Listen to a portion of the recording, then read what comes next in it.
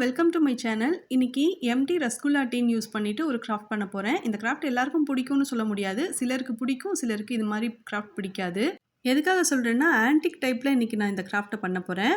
இப்போ நான் நல்லா க்ளீன் பண்ணி எடுத்து வச்சிருக்கேன்ல, இந்த டின்ல நான் ஒரு ரெட் கலர்ல இருக்கக்கூடிய ஸ்ப்ரே பெயிண்ட் யூஸ் பண்ணி கலர் பண்ணிக்க போறேன்.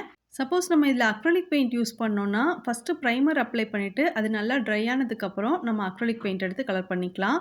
இப்போ நான் இதில் ஸ்ப்ரே பெயிண்ட் யூஸ் பண்ணி கலர் பண்ணியிருக்கேன். இது கொஞ்சம் நேரம் ட்ரை ஆகணும். நெக்ஸ்ட் இந்த கிராஃப்ட்டுக்காக மோல்டிட் கிளே இருந்ததுன்னா நீங்கள் யூஸ் பண்ணிக்கலாங்க. இப்போதைக்கு என்கிட்ட மோல்டிட் கிளே இல்லை. அதுக்கு பதிலாக எம்சில் இருந்துச்சு. அதனால இந்த எம்சில் இருக்கக்கூடிய இந்த பாக்ஸை ஓப்பன் பண்ணிவிட்டு ரெசின் ஹார்ட்னர் ரெண்டுத்தையும் எடுத்து ஈக்குவலான அளவுக்கு எடுத்துகிட்டு அதை நான் வந்து மிக்ஸ் பண்ணிக்கிறேன். நம்ம கிராஃப்ட்டுக்கு தகுந்த அளவுக்கு கொஞ்சம் கொஞ்சமாக எடுத்து மிக்ஸ் பண்ணிக்கலாம்.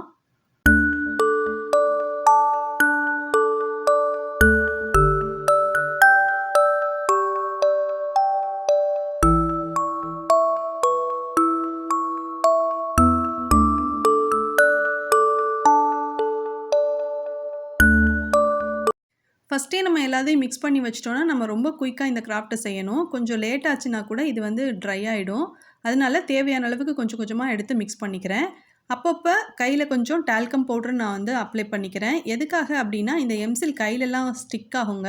அந்த மாதிரி ஆகாமல் இருக்கிறதுக்காக தான் நான் இந்த மாதிரி பவுடர் தொட்டுக்கிறேன். நெக்ஸ்ட்டு மிக்ஸ் பண்ணி வச்சுருந்த அந்த எம்சிலை நீட்டாக ரோல் பண்ணி ஒரு த்ரெட் மாதிரி செஞ்சுருந்தேன். அதை எடுத்து நான் இந்த மாதிரி ஸ்டிக் பண்ணிக்கிறேன். ஒரு ட்ரம்மோட ஷேப்க்கு தான் நான் இதை செஞ்சுக்கிட்டு இருக்கேன்.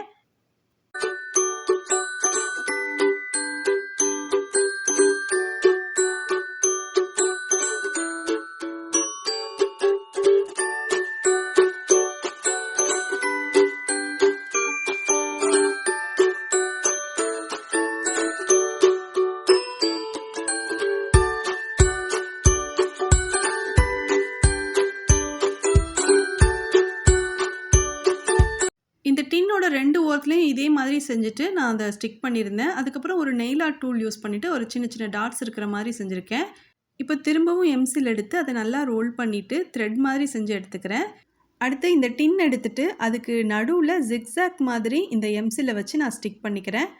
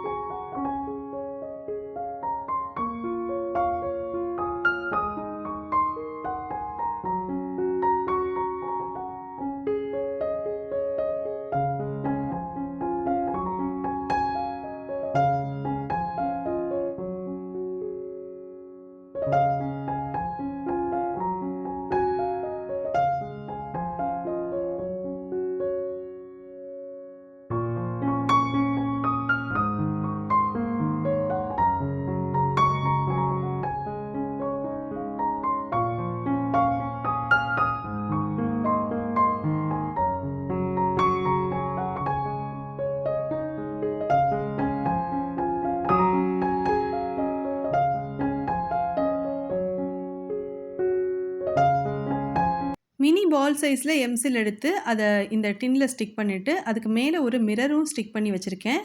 இது நல்லா ட்ரை ஆனதுக்கப்புறம் இந்த எம்சிலுக்கு மட்டும் கோல்டன் கலரில் பெயிண்ட் எடுத்து நான் கலர் பண்ணிக்கிறேன்.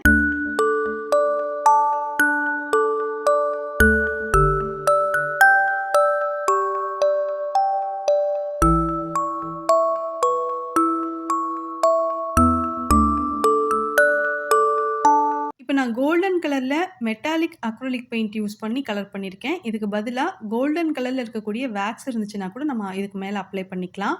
இல்லை மெட்டாலிக் பவுடர் இருந்தது அப்படின்னா அந்த பவுடர் எடுத்துகிட்டு நம்ம இதுக்கு மேலே அப்ளை பண்ணிடலாம்.